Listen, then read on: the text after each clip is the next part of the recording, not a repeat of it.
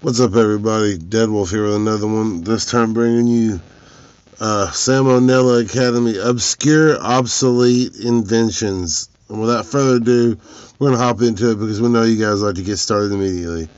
Let's go. Alright, after months upon months of unrelenting pressure by you psychopaths pretending to be my characters on Twitter, I finally got a merch store. Let this be your lesson, kids. With enough harassment, you can achieve anything. Anyway, go check it out, or don't, whatever.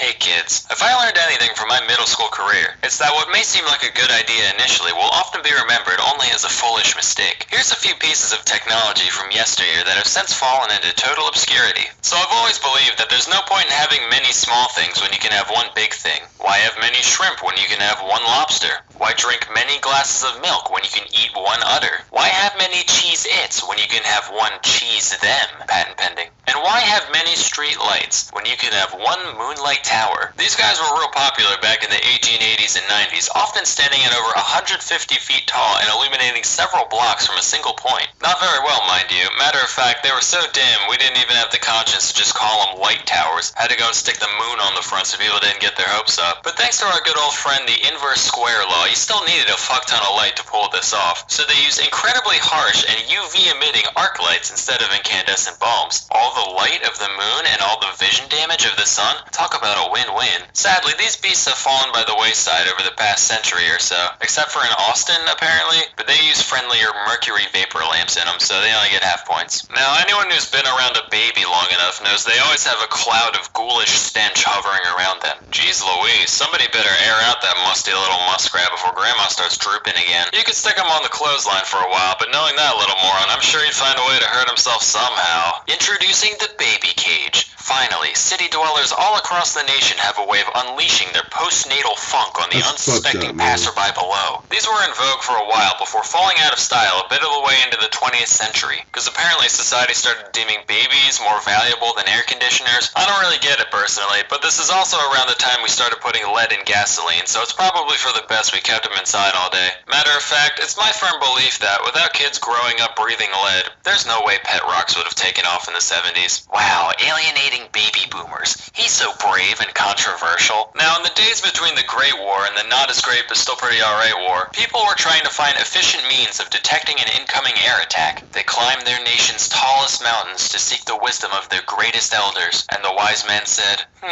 big ears. So that's what they did. These giant discs were known as acoustic mirrors, and were designed to focus incoming sound over a 5-meter diameter into a single point. They were reasonably effective as listening devices. A few of them in Britain were able to pick up the sound of a plane from all the way across the English Channel. Of course, radar came along soon after, rendering these things completely useless beyond looking brutalist as hell. For real, instant album cover material right here. Ah! One of the Pep Boys is pulling a Spanish Inquisition on this poor wayward harlot. Just kidding. Despite the fact that this looks so very much like a state-of-the-art instrument of torture, it's actually just a beauty micrometer. Think those shoe size measure things at Foot Locker, only instead of one primitive measurement, it records the entire topology of your face and skull at once. With this data, a trained cosmetologist would be able to pinpoint exactly what features of your head should be enhanced and reduced with makeup in order to achieve a maximum calculated attractiveness after you've paid for their services. Clearly this device must have been effective. After all, beauty is entirely objective. What, eye of the beholder?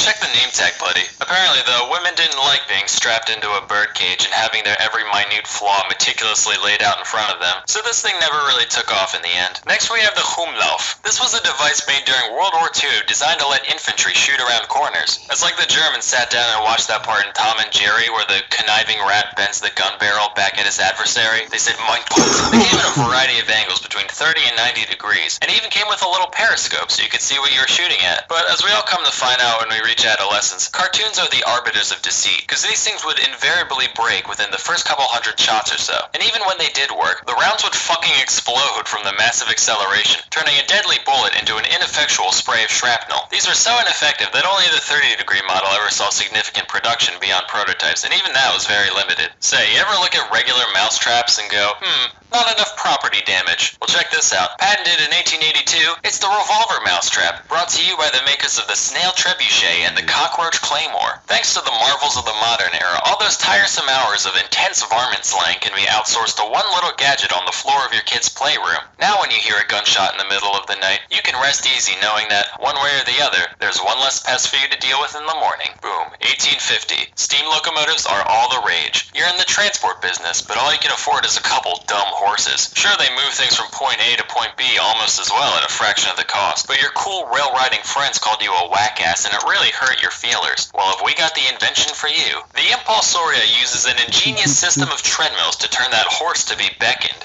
into a force to be reckoned with. Sure, it's expensive as hell to make and limits your services entirely to railroads, but just look at it. Instant Pussymobile. Slap some rims and a spoiler on that, you're laughing. This machine is recorded at having a maximum output of 2 to 4 horsepower, which sounds about right, and it didn't see much use outside a couple exhibitions. Now, if there's one hobby that people in the past enjoyed, it's smoking. Whoo boy did they like smoking. And with every great wholesome activity comes a million novelty items to go along with it. Everyone's seen the long cigarette, but how about the really long cigarette? Want to smoke in the rain? Here you go. Going snorkeling? Hey, you know what's more important than oxygen?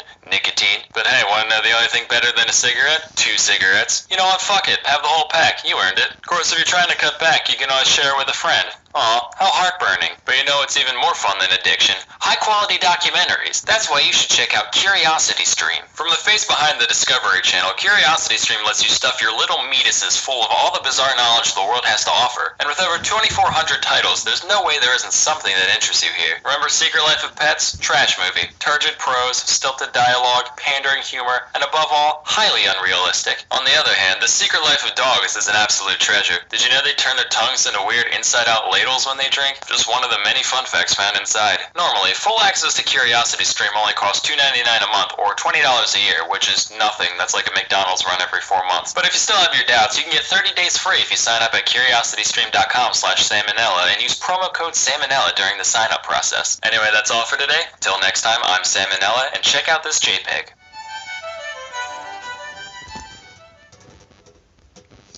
Alright guys, if you like this video, make sure you like and subscribe. Leave a comment and hit the bell notification so you get notified the next time we drop another video. From all of us here at Dead Wolf Industries, we'll bid you adieu and we'll catch you in the next one. Peace out and have a good day.